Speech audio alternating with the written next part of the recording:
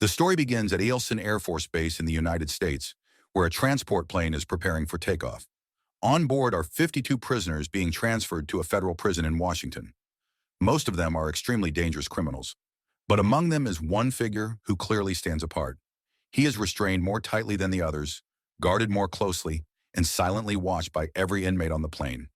Not long after the aircraft is in the air, this mysterious prisoner does something shocking.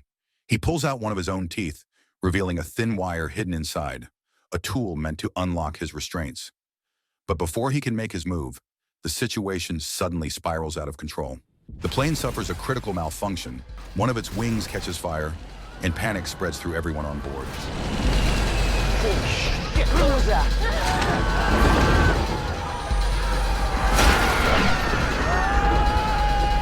At the same time, deep in the freezing wilderness of Alaska, a father and his young son are camping together. They are disappointed because they fail to see the northern lights they were hoping for. That disappointment quickly turns into terror when they spot a burning plane descending straight toward them. They rush to their car, but their escape fails when falling debris from the aircraft crushes the vehicle. Amid the chaos on the plane, the mysterious prisoner manages to break free and brutally kills the remaining guards.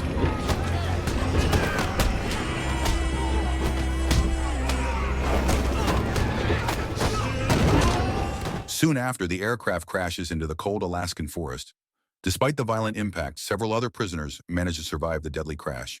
This is where the real hunt begins. This is the last frontier. The story then shifts to Fairbanks, Alaska, where we meet a man named Frank, his wife Sarah, and their son Luke. Frank works as a deputy U.S. Marshal in the region, while Sarah is a nurse at a local hospital. After Luke leaves for school, Frank talks with Sarah about a cabin he recently bought deep in the forest. Sarah dreams of turning it into a small lodge, while Frank hopes it will allow him to retire from his dangerous job. He knows he is getting older and no longer as strong as he once was. Frank then heads to work and meets his colleagues, Jane, Donnie, and Hutch. Jane informs them that the fire department has just reported a strange column of smoke rising from the forest. Without wasting time, Frank and his team take a helicopter to investigate. From the air, Frank realizes the smoke is not from a wildfire, but from the wreckage of a crashed plane. He decides to land, hoping that someone might still be alive. At the crash site, they do find a survivor, but as they prepare to evacuate him, chaos erupts once again. The escaped prisoners suddenly emerge from the forest and launch a brutal attack. Frank and his team fight back, refusing to go down without resistance. Ambush. Get off that cover!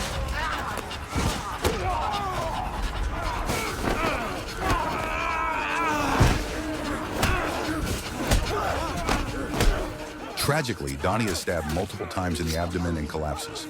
Frank and Hutch rush to get the wounded Donnie to the helicopter. As more attackers close in, Frank stays behind to hold them off, while Hutch moves Donnie to safety.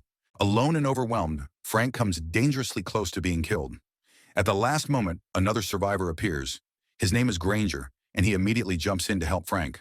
With no time left to spare, they board the helicopter and lift off, leaving the crash site behind.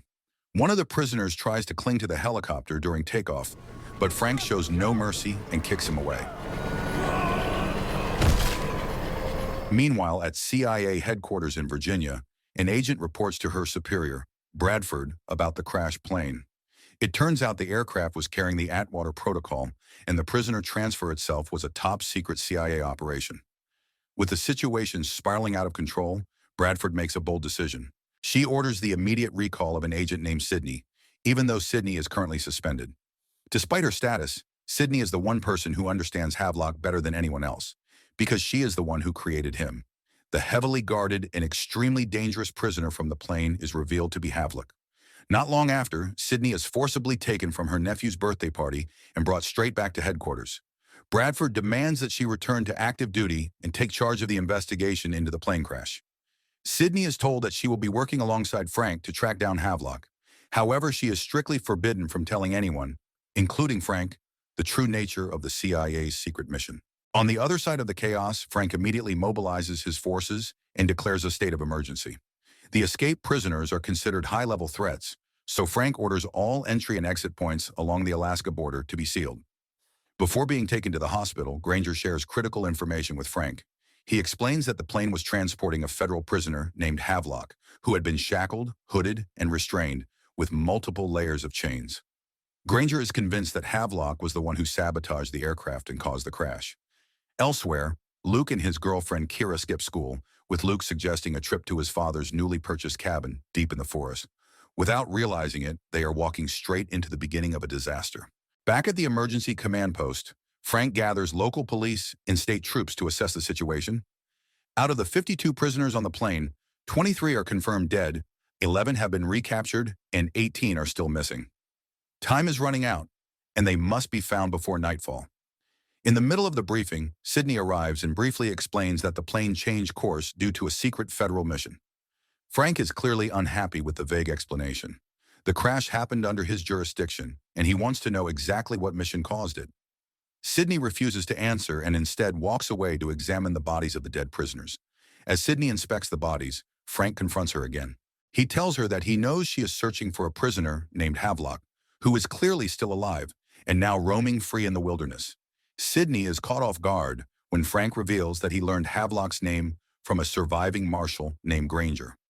Frank presses her harder, demanding to know who Havelock really is and what his mission was. Eventually, Sydney gives in. She explains that 3 years earlier, she recruited Havelock, whose real name is Levy Taylor Hartman. He was assigned to betray the United States on purpose by selling state secrets, acting as bait to lure America's enemies out of hiding. Once exposed, those enemies were eliminated by Havelock himself. This covert operation was known as the Atwater Protocol. Sydney admits that she personally trained Havelock to fight, survive, and operate as a highly intelligent killing machine. The operation was a massive success for 2 years, but 1 month ago, everything went wrong.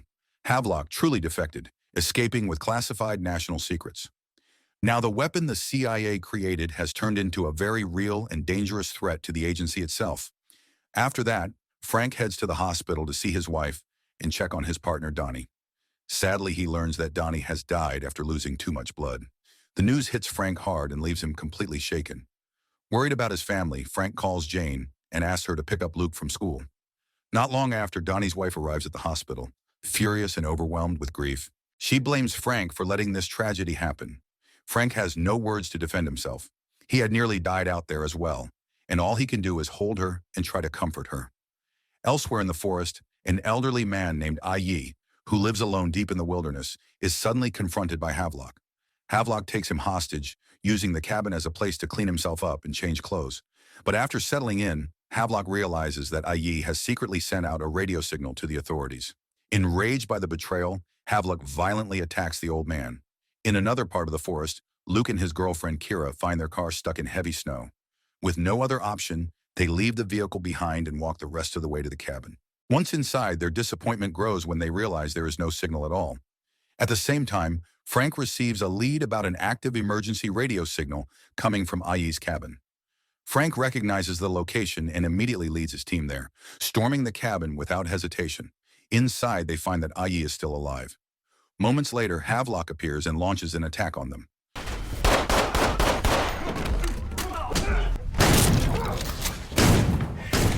Havelock then retreats outside while holding Yi hostage.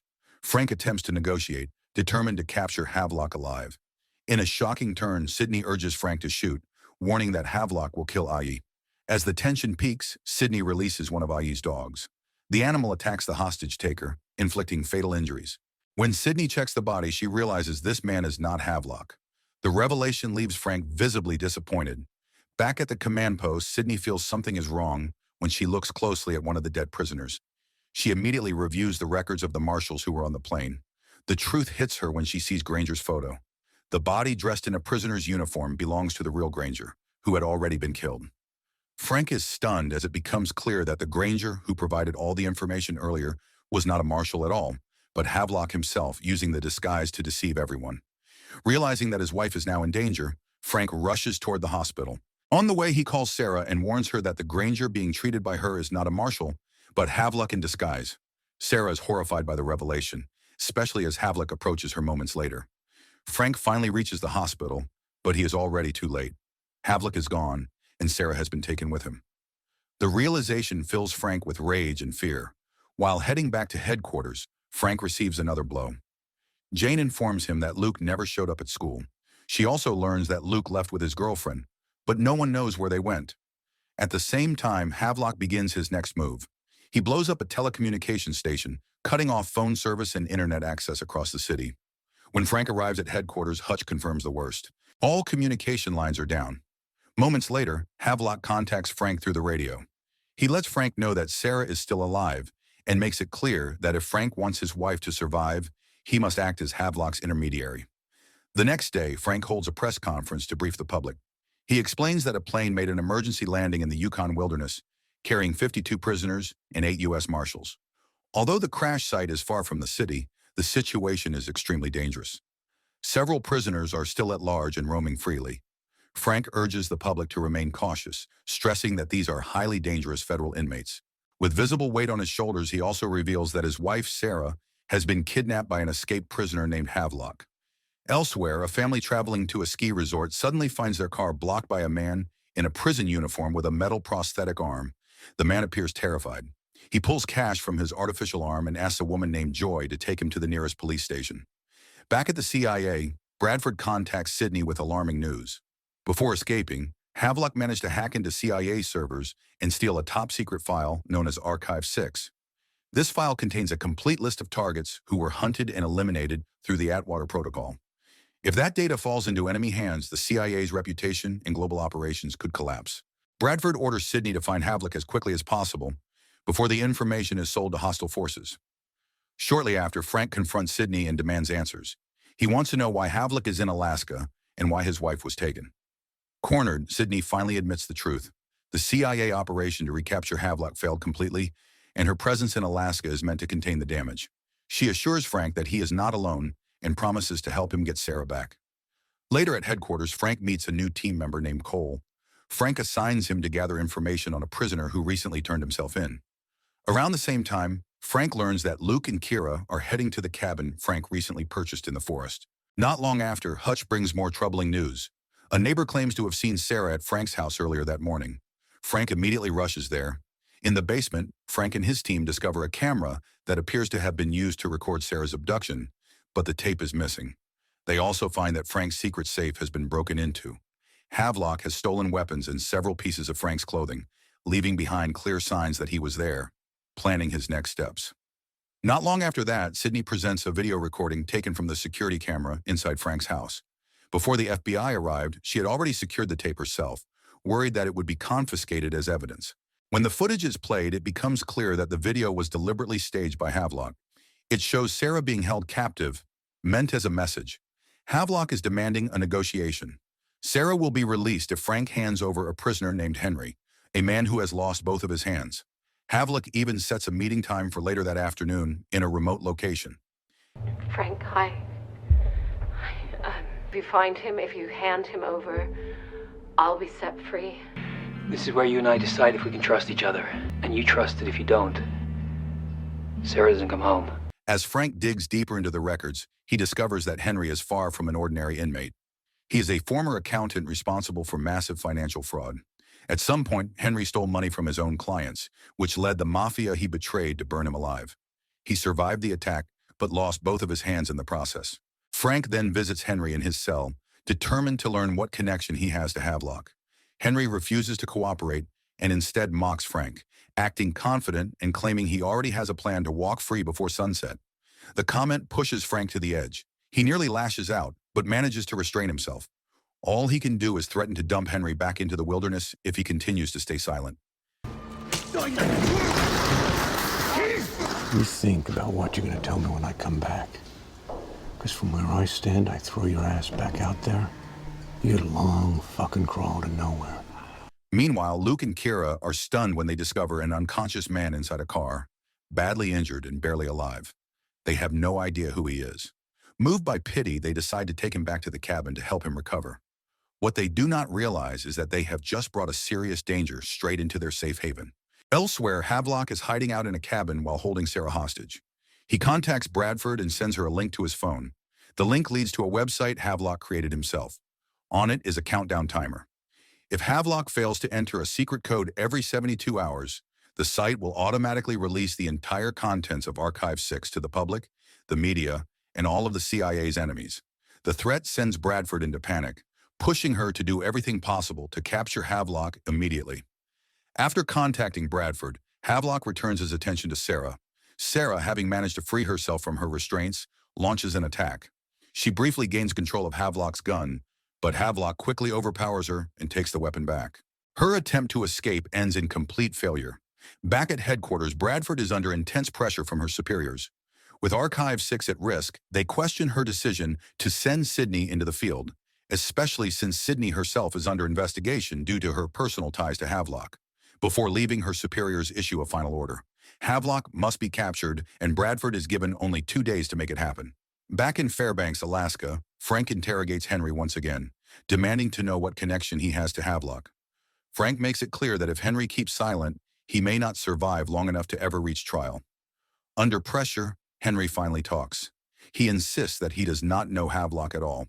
He explains that he turned himself in not out of fear of other inmates, but because he made a deal with the Department of Justice. In exchange for becoming a witness against major drug lords, Henry was promised freedom and protection. Hearing this, Frank grows confused. If Henry truly has no connection to Havelock, then why would Havelock demand Sarah be traded for him? That realization makes Frank hesitate. Handing Henry over may not save Sarah after all. Later that afternoon, Frank arrives at the agreed meeting location carrying a fake version of Henry. Havelock contacts him, but instead of following the plan, Havelock orders Frank to keep driving north past the meeting point. At that moment, Frank finally understands the truth. Havelock never wanted Henry. His real target is the black box from the crashed plane, which is now being transported by the FBI. Frank and his team immediately turn around and race after the vehicle carrying the black box. At the same time, Havelock intercepts the FBI transport and steals part of the hard drive from the black box, containing critical flight data. When Frank and Sydney arrive shortly after, Havelock is already gone. All they find are 2 FBI agents tied up and left helpless. The exchange plan has completely failed, and Frank is furious, directing his anger at Sydney for walking into Havelock's trap. That night, Henry is transferred to the prosecutor's office under extremely tight security. Meanwhile, Sam and his son Male, who earlier witnessed the plane crash, are revealed to be alive. Sadly, they are now being held captive by escaped prisoners. When the guards are distracted, Sam tells his son to run and follow the river to escape. Elsewhere, Frank's officer Clint, who was sent to pick up Luke, reports that he has arrived near the cabin. Using binoculars, he confirms that Luke and Kira are inside. The news brings Frank a brief sense of relief. Shortly after, Frank inspects the vehicle that had been transporting the black box and discovers a small box Havelock deliberately left behind for him. In another part of the wilderness, 3 men fishing nearby are startled by the sound of wolves howling. When they investigate, they find a young boy lying unconscious, surrounded by hungry wolves. One of the men fires a gunshot to scare the animals away. The child turns out to be Male. Meanwhile, Clint finally reaches the cabin to retrieve Luke. He calls out, but there is no response, making it seem like Luke is asleep. When Clint steps inside, he is suddenly attacked from behind by the mysterious man Luke had rescued earlier. The noise briefly wakes Luke, who had not been fully asleep, but the attacker quickly overpowers Clint before Luke can realize what is happening. Meanwhile, the box Havelock left behind for Frank turns out to contain Sarah's car keys.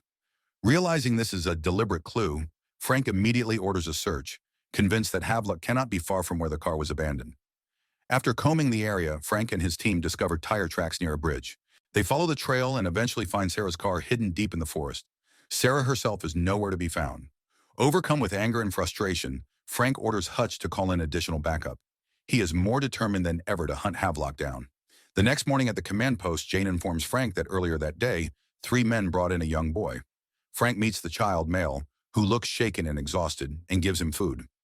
Frank then asks how Male ended up alone in the wilderness. Male explains that he and his father were taken hostage by escaped prisoners.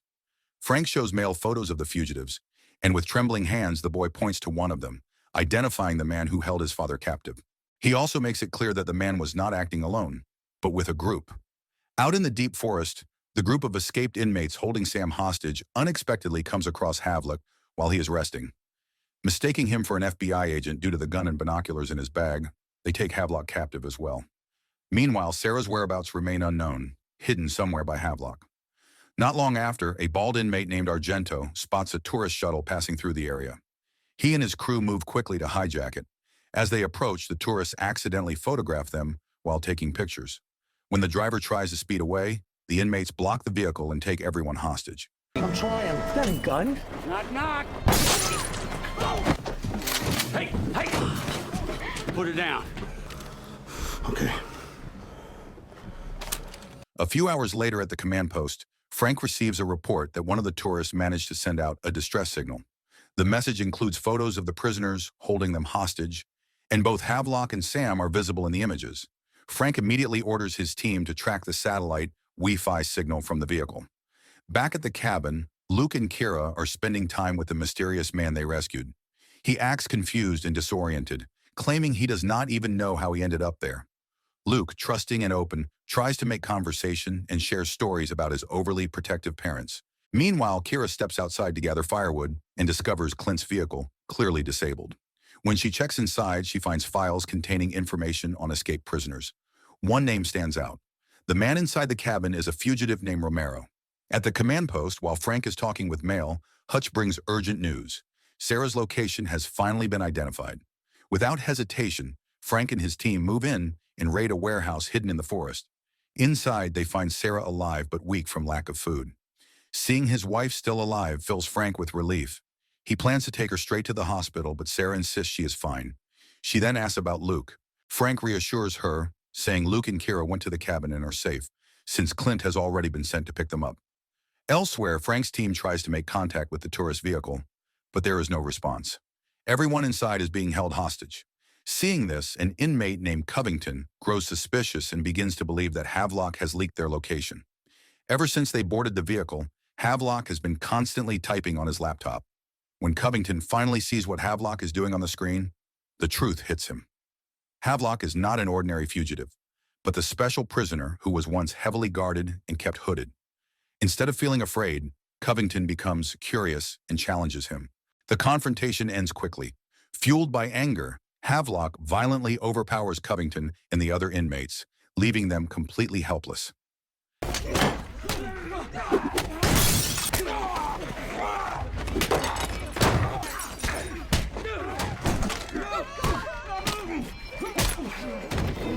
Back at the command post, Sidney receives troubling news from Bradford. The CIA has discovered that Sidney received a call from an unknown number shortly before Havelock escaped in Paris. This leads them to suspect that Sidney may have leaked information. Bradford orders her to return immediately to face interrogation. Sidney refuses. She knows the only way to clear her name is to capture Havelock and expose the truth. At this point, the story briefly looks back at Sidney and Havelock's past. Their relationship was more than just handler and asset. Not long before Havelock defected, the two of them were visibly very close. Back in the present, Havelock contacts Frank with a dangerous demand. He wants Sidney's personal access code to unlock a highly classified digital archive that belongs to her. The archive contains the identities and locations of every field asset and informant Sidney has ever recruited. If Havelock gains access to it, countless lives will be placed in immediate danger. Because of this, Sidney refuses to hand over the code. In response, Havelock shoots Ado in the leg. The gunshot and Ado's screams are heard over the radio, sending Frank into panic. Havelock threatens to kill Ado if the code is not given. He then begins counting down from 10. Frank, desperate to prevent more bloodshed, forces Sidney to comply. With no other choice, Sidney gives Havelock the code, and Havelock is clearly pleased. The focus then shifts back to the cabin. Kira shows Luke the file on Romero, triggering instant panic. Luke decides they need to escape and pretends to step outside to gather firewood. Romero, however, has already caught on. He orders them to stay put, revealing that he has stolen the car keys. To make the threat clear, Romero pulls out a gun he took from Clint, warning them not to try anything if they want to stay alive. Romero then forces Luke to contact his parents using Clint's walkie-talkie. With heavy guilt, Luke lies and tells them that he and Kira are safe at the cabin with Clint and will be heading home soon. Hearing this, Frank and Sarah feel a wave of relief, believing that their son is out of danger. After everything that has happened, Frank finally meets with Sidney, and she reveals the full truth. She explains that the Havelock program was created by her father, a legendary CIA operative who died in the line of duty. For Sidney, this mission is no longer just about national security. It is also about restoring her father's name and protecting his legacy. Hearing this, Frank opens up as well. He shares the painful story of his daughter Ruby's death and admits that he has lived with guilt ever since, believing she died because of the dangers tied to his job. This shared moment of honesty creates a strong bond between them. From that point on, they agree to set aside their differences and work together to bring Havelock down. With a new plan in place, Frank and Sydney board a helicopter and fly straight toward Havelock's location. They move in quickly and confront him head-on. Frank attempts to negotiate, warning the escaped inmates that they are surrounded and have nowhere left to run. Havelock agrees to talk and allows Frank to approach their vehicle. Frank's first demand is the release of Sam. As the discussion continues, Havelock cryptically mentions a small secret that Frank has hidden in his basement, something the audience has not yet seen. While the negotiation plays out, Sydney quietly slips into position and attaches a grappling line to the vehicle, separating it from the hostages. Moments later, the vehicle is dragged off balance and crashes.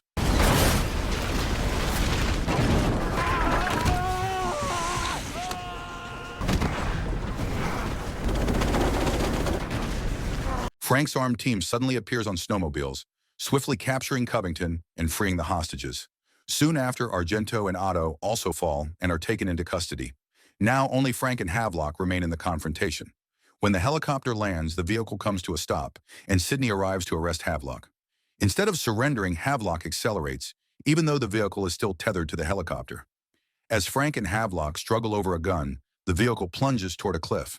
It does not fall immediately, held back by the cable. Sydney reaches the scene but cannot bring herself to shoot, determined to capture Havelock alive. When Frank prepares to fire, Havelock smashes the vehicle window and leaps into the abyss below. Shoot him!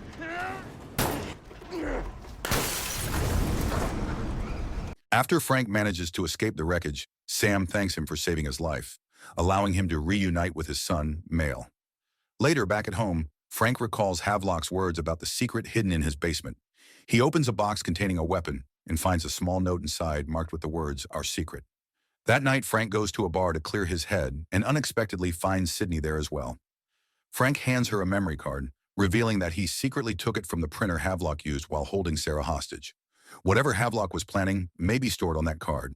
Frank makes it clear that he now wants Havelock captured not just for justice, but because Havelock crossed the line by threatening his family. Hearing this, Sydney finally confesses the truth she has been hiding. Havelock is not just an asset or an enemy. He is her husband. The two fell in love during a mission in Prague and eventually married. The revelation leaves Frank completely stunned, realizing he never saw this coming. The next day, attention shifts to two escaped female inmates named Kitty and Vivian. At that moment, Kitty is trapped in a bear trap, badly injured and unable to move. She sends Vivian to look for help from nearby residents. Before long, Vivian comes across a cabin hidden deep in the forest. Inside, she finds a woman casually talking on the phone. When the woman checks her rifle, it is missing. Vivian has already taken it. The woman is then forced to help remove the bear trap from Kitty's leg. But in a sudden and brutal move, Kitty strikes the woman, knocking her unconscious. Come on. Together, Kitty and Vivian drag her into the cabin. While they rummage through the woman's belongings, she slowly regains consciousness. Vivian is shocked to discover that the woman is actually a police officer named Ruth. Without hesitation or mercy, Kitty murders the officer by suffocating her with a plastic bag. Meanwhile, the search for Havelock continues. His body was never found at the bottom of the ravine, which means he is still alive. Soon after, Hutch informs Frank that a local police officer failed to show up for work, and FBI agents have found the officer dead inside his home. Frank and Sydney immediately head to the crime scene. The FBI has no leads, so Frank checks wildlife surveillance cameras placed around the forest. The footage reveals the faces of the killers. They are Kitty and Vivian. But there is another disturbing discovery at the scene. Frank finds a sweater that once belonged to him, the same one Havelock stole from his house. This means Havelock crossed paths with Kitty and Vivian. The question now is how they are connected. Elsewhere, Kitty and Vivian, driving a stolen car, stop at a roadside restaurant. Their nerves spike when a police officer enters the place. To create a distraction, Kitty pretends to go to the restroom, while Vivian fakes a breakdown, drawing the officer's attention. When the officer approaches Vivian, he notices blood on the table where Kitty had been sitting. Suspicious, he heads toward the restroom, only to discover that Kitty has already slipped out through the back door. The two women manage to escape once again. Around the same time, Frank successfully accesses the SIM card and printer Havelock left behind. He tells Sydney that Havelock made 4 money transfers to a bank in St. Petersburg, Russia, during the time he was holding Sarah hostage. This realization finally clicks for Sydney. It explains why Havelock was so desperate to obtain her access code. Later that night, two local residents who have joined the search effort take a break near the search area. A stranger approaches them and asks to rest alongside them. The man is Havelock, disguised as a hunter. After resting for a while, the group decides to head home. Havelock asks to come along, saying he needs to borrow a phone to contact his wife. Once they arrive and step inside the house, Havelock immediately incapacitates both men. With no one left to stop him, Havelock contacts his associate and begins setting his next move into motion. The next day, Frank and Sydney uncover a new clue from the crime scene at the roadside restaurant where Kitty and Vivian were last seen. They find a torn page from a phone book. After examining it, they realize it contains an advertisement for Aero Extrusion, a small charter flight company. The plan becomes clear. Kitty and Vivian are looking for a pilot to escape to Canada. Frank and his team immediately head to Aero Extrusion's base, but they arrive too late. Kitty and Vivian are already gone. It turns out they have taken a pilot named Slade hostage. True to her ruthless nature, Kitty even injures the pilot's hand to force him to cooperate. She then transfers a large sum of money into Slade's account to pay for fuel, using criminal funds she has secretly hidden for years. At the same time, Sydney receives a call from a CIA agent named Mark. He provides critical information about Havelock and his true plan. One day before the prison transport plane crashed, a man using a fake passport under the name Vin Santiago entered Alaska from Russia. This man is a courier carrying Archive 6 on an external hard drive. Havelock never stole the data digitally. Instead, he hired a Russian hacker named Armen Zdanko to obtain it. The courier is now in Fairbanks, preparing to deliver Archive 6 directly to Havelock. The plane crash itself was carefully orchestrated so Havelock could escape and meet his courier. Not long after, the team receives intel on Vivian's location. They move quickly and manage to capture her. During interrogation, Vivian offers to reveal Kitty's whereabouts and escape plan in exchange for full freedom and the removal of her remaining charges. Knowing they need the information, Sydney agrees. Acting on Vivian's intel, Frank and Sydney track Kitty and the pilot to an emergency airstrip.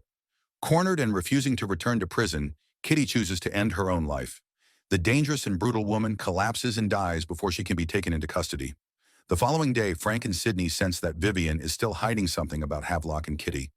They confront her again just as she is about to be released. Under pressure, Vivian finally admits that she knows where Kitty hid $4.2 million. She reveals that she secretly stole Kitty's bank access card. Vivian also confesses that she met Havelock in the forest. Havelock gave her a sweater and told her he was heading to Fairbanks to settle unfinished business with an old friend. The focus then shifts to Sarah. That day, the hospital is overwhelmed with victims, and her supervisor is deeply concerned, especially since Sarah has only just survived a kidnapping.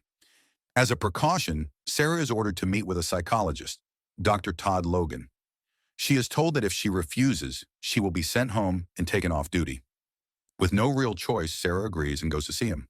After the consultation, Dr. Todd insists that Sarah should not work for the rest of the day. Reluctantly, she follows his advice.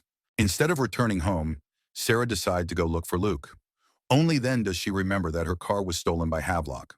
Dr. Todd offers to drive her to the cabin where Luke is staying. While on the road, Sarah contacts Frank and tells him that she is heading out to pick up Luke since he still has not come home. Frank immediately considers sending officers to escort her. Sarah declines, explaining that she is already accompanied by Dr. Todd. This makes Frank uneasy, especially after realizing that Dr. Todd is Sarah's former boyfriend. Sarah reassures him that it is all in the past and asks him not to read into it. The next day, Sarah arrives at the cabin and is shocked to see blood on Luke's car. Alarmed, she rushes inside. Luke and Kira are nowhere to be found. Her fear grows when she discovers Clint, the officer assigned to pick Luke up, lying helpless inside the cabin. At that moment, Sarah realizes that her son is in serious danger. As time passes and night falls, Luke and Kira are shown being held captive while forced to drive Romero away using Clint's vehicle. When Romero becomes distracted, Luke acts quickly. He unfastens the prisoner's seatbelt and crashes the car, hoping the impact will kill him.